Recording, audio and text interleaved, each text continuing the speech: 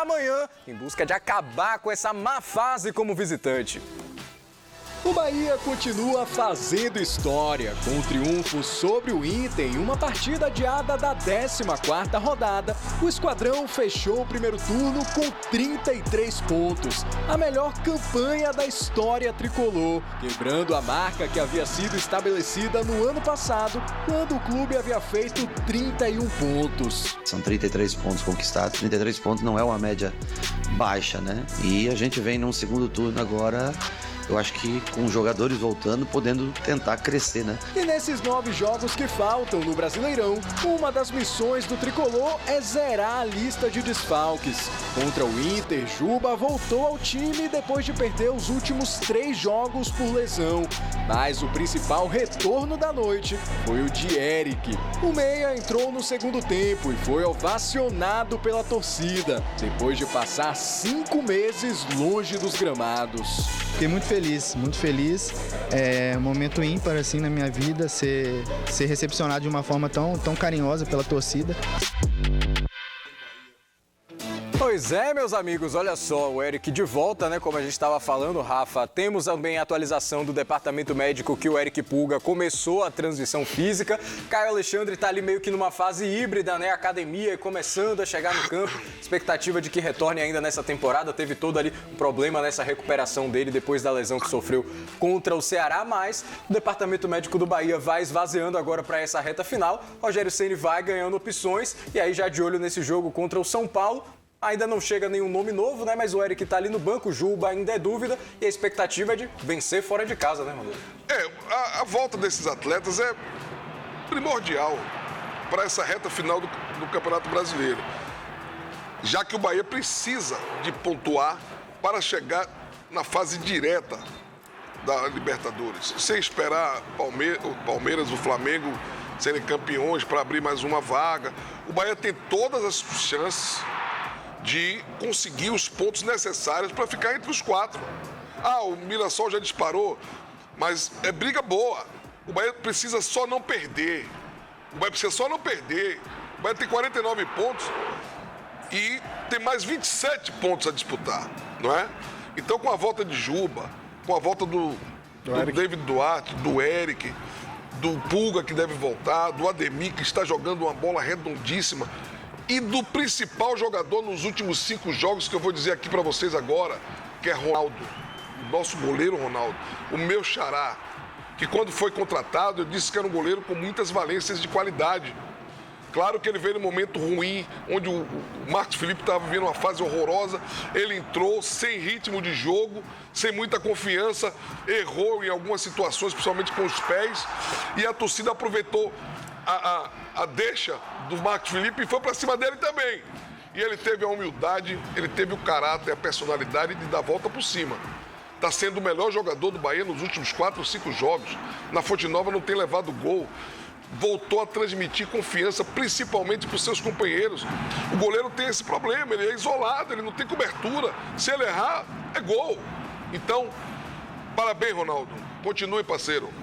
Você que leva um nome que eu tenho com muito orgulho, continue sendo um cara humilde, determinado e profissional que você sempre foi. Porque qualidade você tem. E vamos torcer que o Bahia jogue diferente. Eu vi Ronaldo nesse último jogo, agora que o Bahia venceu do Inter, sair esbravejando com uma situação. É isso aí, parceiro. Lá atrás, quando a bomba estoura, a culpa é do goleiro. Ninguém sabe se o meio-campo perdeu o gol, ou se o atacante perdeu o gol, se o meio-campo perdeu a bola. O goleiro falhou. Ninguém esquece a sequência porque uma boa marcação começa no ataque. Então você fez certo. Quem comanda ali dentro da área é o goleiro, meu irmão. E você, além de tudo, tem uma estatura muito boa e você usa as mãos. Jogue o futebol que você sabe jogar. E vamos torcer para que o Bahia traga pelo menos de lá um empate ou, quem sabe, uma vitória.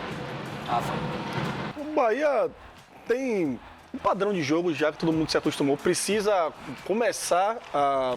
Já está tarde, mas nunca é tarde o suficiente, né? Sempre dá esperança que o Bahia consiga impor seu jogo contra o São Paulo. Não vive uma boa fase, teve até uma alavancada por um certo período da competição, depois voltou a oscilar, então o Bahia tem que se aproveitar desse momento do São Paulo, né, tentar somar mais 3 pontinhos agora fora de casa, né, tem peças importantes, então o Jean Lucas que a gente via, né, por exemplo, era praticamente, ele não saía nos jogos, né, um dos poucos jogadores que ficavam nos 90 minutos ali em todas as partidas. Você com a volta de Eric já consegue dar um pouquinho mais de descanso ao Jean Lucas e aproveitar para dar um pouquinho mais de minutagem para o Eric, que é um bom jogador, né, tecnicamente também, forte fisicamente, então o Ceni até falou também que deve começar a ganhar mais minutos. Você tem aí a dúvida principal, como eu falei mais cedo, é a questão do David Duarte, né, que é um jogador que vive um momento especial no clube, então tem ajudado muito na construção da saída de bola, né, principalmente no momento que se você não tem o Caio Alexandre.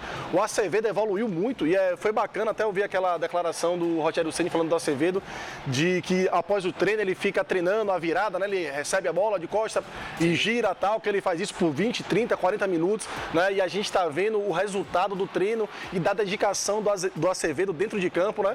Não era muita característica dele, é um jogador de mais desarme, de marcação, né? De força, e a gente vê a vontade do Acevedo em crescer e se manter como titular, né, do Bahia. Então ele evoluiu taticamente e tecnicamente para poder se encaixar no esquema de jogo do Rogério Ceni, e a gente vê, né, com movimentações como essa, o quanto o elenco está fechado com o Rogério Ceni, né? O Acevedo poderia só falar, pô, irmão, eu sou destruidor aqui, acabou, arruma outra peça. E ele chegou em 23 dessa forma. Exato, um cara ali para destruir jogadas, e você vê hoje se encaixando, tentando se aperfeiçoar para poder manter o estilo de jogo do Bahia, e tem dado conta do recado. O passe longo a gente já sabia que ele tinha, hoje ele consegue construir melhor, virada de jogo, cadenciar um pouquinho mais a partida, né? No momento que a gente não tem, o Bahia não tem nem o Everton Ribeiro, nem tem o Caio Alexandre, que davam esse ritmo do jogo.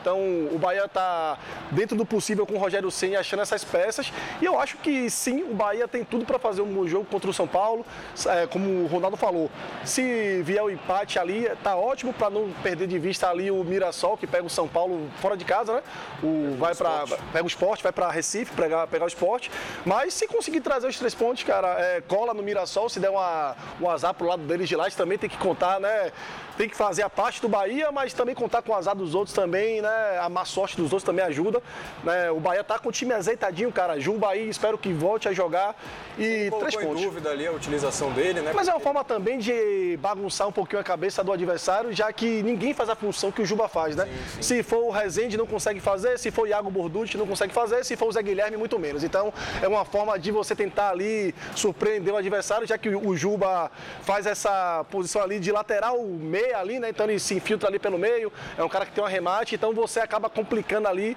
até a última hora o adversário na hora da montagem do esquema para enfrentar a Bahia. Então, você deixar Juba como dúvida é uma boa alternativa de complicar o adversário também. Emílio. Bom, não tenho muita coisa para falar do Bahia, que eu vi o Mirassol. Não gosta de falar do Bahia? Peraí, só um pouquinho, só.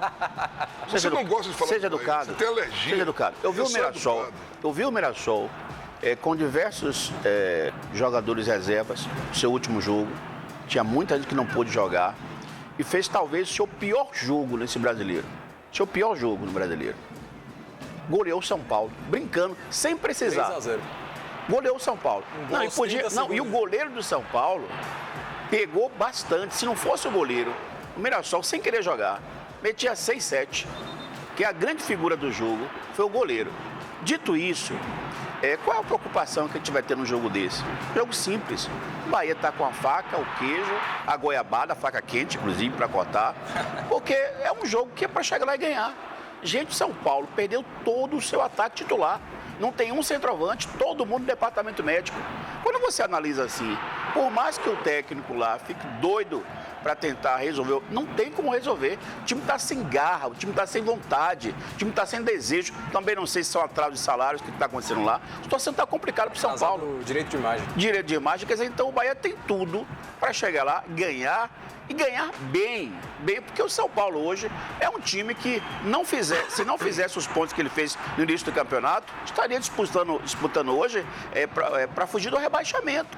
Então não vejo dificuldade nenhuma Não dá para você criar aqui rótulos para dizer, não tem dificuldade. Chega lá e ganhar um jogo e acabou. Rapaz, mas não é bem assim, não, né? Cada jogo... Não, você comentou a sua parte, agora eu estou comentando a minha. Não tem direito a réplica e tréplica, não, amigo. Sport. Eu parei até para olhar aqui no meio da situação. O Sport, nos últimos 8 jogos, tem mais pontos que São Paulo. São Paulo, nos últimos 8 jogos, só fez 3, ganhou um jogo, perdeu 7. O Sport ganhou 1, ainda conseguiu uns empates aqui e ali. O Sport, nos últimos 8 jogos, aí... A sorte do São Paulo é que ele fez uma sequência boa. É isso, né? Aquela alavancada ali. É o Crespo, treinador. Exato. É um time que joga de forma reativa.